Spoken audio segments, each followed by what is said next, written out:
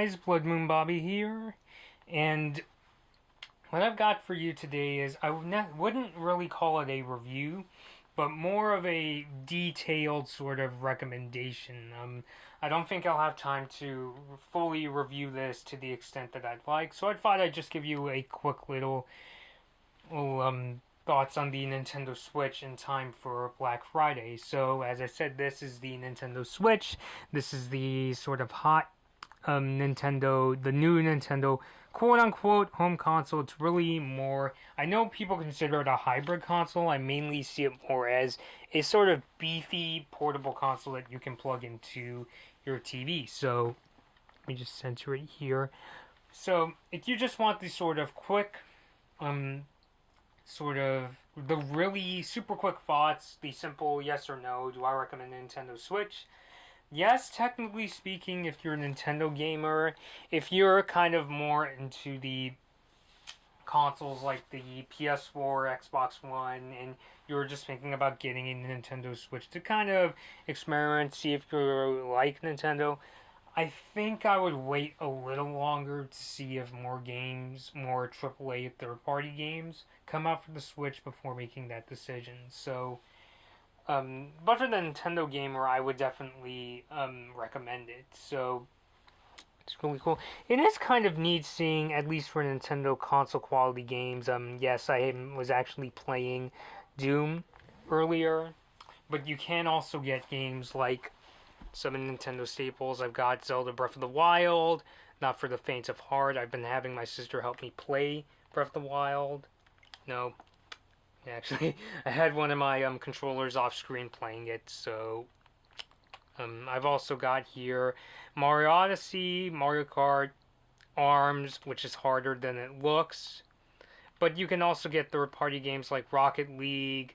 LA Noire is available on Switch. I don't have that because I'm not really sure if I'd be very good at LA Noire, but I've heard it's a pretty good port.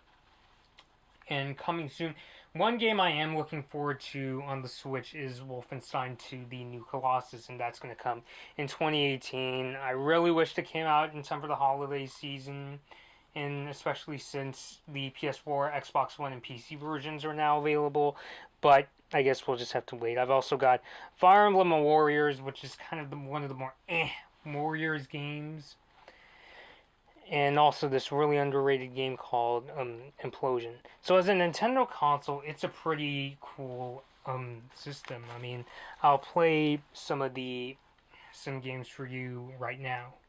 Alright, so what you are looking at here is Super Mario Odyssey. Probably my favorite Nintendo Switch game, because I'm more of a platforming kind of gamer. I know some people don't really like the term gamer, but, you know, hey, I play not as many video games as probably you do, but I still really enjoy it. And I'm not going to go to the next kingdom. I heard it's really hard. But yeah, in Super Mario Odyssey, you're collecting these moons in order to proceed to the other kingdoms. And the fun of the game is actually not only just the open world, but the fact that you have to go around this world to find all these moons. And some of the moons are hidden in very tricky spots. I'll show you some of them here. I don't think I've even found half of the moons in each of the kingdoms. So yeah. So, yeah, it's really up to you to find these. And it is really fun the way you're supposed to kind of go around the kingdom to find them. If I can, I'll try to have some footage from when I found some of the moons in the video. But if not, you'll just see me playing here. Let's see. I'll actually demonstrate to you one of the more, I guess you can say famous, I'm going to say well-known parts of Odyssey, and that is how you can capture. I don't care what you call Nintendo, it's possessing, because as I'm about to show you in a second, watch this. So, yep, you can actually, what they call capturing, but look, you're possessing him, you're controlling him, you're going around, jumping around. This creature. One thing I don't really like about Odyssey is in order to do some things, like in this case, if you want to stretch farther, you gotta stretch the Joy-Cons, which is, it's okay if you're playing on the TV, but on the handheld, if you're playing in handheld mode, you can't really see what's going on if you have to, shake. And there's certain moves that aren't necessary but are nice to use. Like if you wanted to spin your cap or cappy around, you have to shake the Joy-Cons. So, yeah.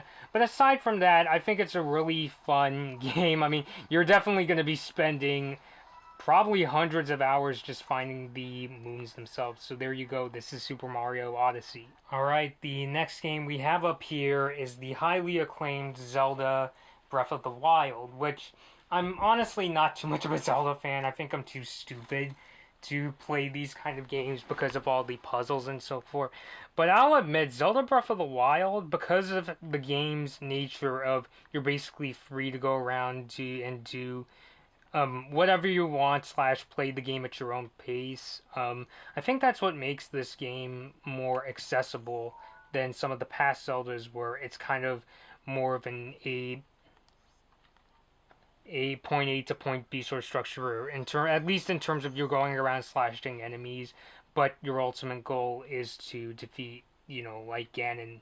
Which in this game, yes, your ultimate goal is to beat Ganon, but in the meantime, you can, on your way there, you can play these sort of side quests, or, go hunting, or cook meals for Link and interact with the townsfolk and so forth.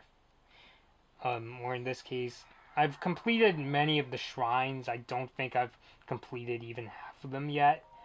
But that's kind of the fun of Zelda Breath of the Wild in terms of there's lots more to do than just the sort of simple quest. I mean, I remember this was actually the game I got with the Switch, and I kept saying to my sister, oh boy, this is going to be really hard. But yeah, it is hard, or in my opinion. But there's so many side quests to do, it's hard not to get addicted to this game. I mean, not doing too much combat because I've already beat this shrine. I'm not really sure if I can do it again. But there you go, that's Zelda Breath of the Wild. Not really sure if I can recommend to every Switch owner. I'd probably recommend Mario Odyssey first because it's more accessible. But if you're up for an RPG challenge, you can't go wrong with Zelda Breath of the Wild. And I'm saying that as a person that doesn't really play much Zelda.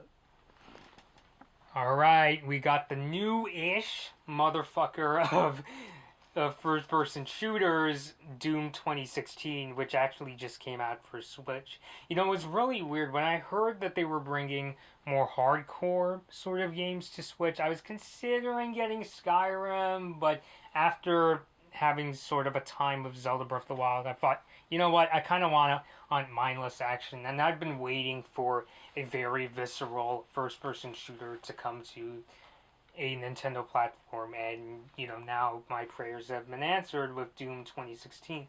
So it is pretty much the same game as the one you'll get on PS4, Xbox One, and PC. I mean, I'll admit, I've seen Doom gameplay on PS4, and it definitely looks a lot crisper, more detailed textures, and the 60 frames per second frame rate, really, yeah, it looks much smoother. But for a 30 FPS game, this looks really smooth. Just a little caution if you're new to first-person shooters. You'll probably get a motion sickness, especially if you're very susceptible to that kind of thing. Which I did too. I got kind of motion sick from playing Doom, but after playing so many times, I've gotten used to it. And also, playing through it, you learn a lot more about how to use guns more properly. I've learned to charge one of my shotguns, and then there's another rifle where you can, do more precise aiming. You learn these things as you go along, and that makes Doom a much more fun game. Yet, obviously, I'm still playing on the easy difficulty, which, warning to first-timers, even on the easy or difficulty, Doom isn't necessarily easy, and as you can see, I fell from too great of a height. If you have tips for not just playing Doom, but other first-person shooters, because I'm kind of new to this genre, please let me know. Let's see, where are you guys? Yeah, you can press L to throw grenades. I am trying to keep this in frame. You hold down ZL on this particular gun, and that's how you charge up. Fortunately, at this stage, you don't get to use your other guns.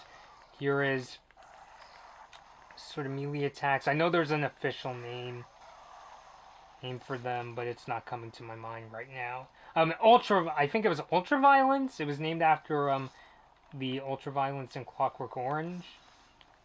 But yeah, so far having a pretty, I'd say, really fun time with Doom. It is kind of tough, especially if you're new to first-person shooters like I am, but so far I've been having a blast with this game. I mean, sometimes I even just play arcade mode to, to kind of just chill out. When I'm stuck in Doom, sometimes I just play arcade mode to, get my fill of very visceral first-person shooter awesomeness. So, and I'm getting my ass kicked because I'm trying to keep the Switch in frame. So that is Doom. I almost forgot to tell you guys that yes, you can take the Joy-Cons off. And you can use them as individual controllers, kind of like the Wii, where you're just, if you're playing like 1-2 Switch, you could use it to milk a cow or to unlock a safe and so forth. But you can actually also, and this comes in the box, the Joy-Con grip, and you can slide your controllers in here. If you're playing with the Joy-Cons individually, usually the system also comes with wrist straps. But you can also play like this. It's not as comfortable as the Pro Controller, obviously, because you're still dealing with, smaller buttons. But it still works just fine. So, if you don't have money to shell out for a Pro Controller, this is your alternative option, the Joy-Con grip. So that was a taste of the Nintendo Switch, showing you a few games, and they've been playing pretty well on the Nintendo Switch, especially the Nintendo exclusives. And like I said, if you're a very Nintendo sort of gamer, I would definitely recommend getting a Switch. Unfortunately, by the time you see this video, they probably would have already sold out at Black Friday, but just know, if you can get one for either for yourself on Christmas or if you have a friend that likes Nintendo, they're going to be pretty happy with the Switch, especially since Super Mario Odyssey and Zelda Breath of the Wild, two of their respective franchises' best games in a long time. If you're more of a third-party fiend, and by the way, if you're going to be playing, Doom or Wolfenstein 2, I would recommend the Switch. Just get that into manual focus. The Switch Pro Controller. It's a pretty comfortable controller. I kind of wish that the analog sticks were more sort of convex rather than the sort of concave shape for more accurate first-person camera movements, but it's a pretty cool controller. Also, digital triggers, but so far I've been playing Doom with this controller. It's been pretty good. I really like you feel the triggers. They definitely have much more give to them than the regular Switch's Joy-Cons. So yeah, I would definitely recommend that. If you're getting like Doom or Wolfenstein, I would also recommend it if you're going to play Super Mario Odyssey. But speaking of Doom, if you're looking for more of either a mix of Nintendo and third-party content, or if you're looking for just third-party content, I would wait for another year to get a Switch. What gives me hope, though, is the fact that they're bringing Doom, Wolfenstein, and the remastered version of LA Noire, is that more third-party games can come to Switch, especially since the Switch, it may only have a compute performance of 1 teraflop, but the Xbox One's computing performance rounds out to about 1.3 teraflops. Yes, I know the Xbox One X is out now, and it can give a performance of 6 teraflops, but I feel as long as Sony and Microsoft are going to support their original versions, like the original Xbox One and the original PS4, then we can see more third-party games coming to Switch. I mean, again, I'm very happy that not only happy that Doom came to the Switch, but the fact that it can run on Switch as well as it does is a really big plus. And of course, you can place your Nintendo Switch into the Switch dock in order to play it on your TV. I've got some footage here right now that you can see.